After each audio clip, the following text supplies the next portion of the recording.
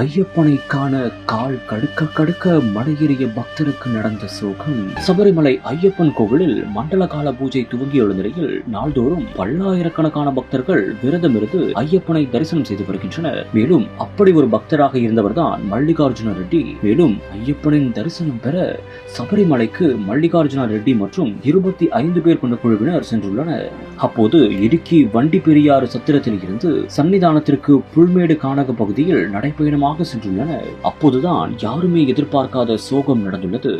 திடீரென்று மல்லிகார்ஜுன ரெட்டிக்கு உடல்நலக்குறைவு ஏற்பட்டு அவர் மலையிலேயே மயங்கி விழுந்துள்ளார். இதனால் அவருடன் வந்தவர்கள் யாவரும் ஒரு நிமிடம் பதறி போயுள்ளனர். மேலும் சுகாதாரத்துறை அதிகாரிகள் மற்றும் வனத்துறை அதிகாரிகளிடம் தகவலும் தெரிவித்துள்ளனர். அவர்கள் சம்பவ இடத்திற்கு விரைந்து வந்து மல்லிகார்ஜுன ரெட்டியை சோதனை செய்து பார்த்துள்ளனர். அப்போது மல்லிகார்ஜுன ரெட்டி மாரடைப்பால் உயிரிழந்து விட்டதாக அவர்கள் தெரிவித்திருக்கின்றனர். இந்த ஒரு சம்பவத்தால் ஒட்டுமொத்த ஐயப்ப பக்தர்களும் சோகத்தில் மூழ்கியுள்ளனர்.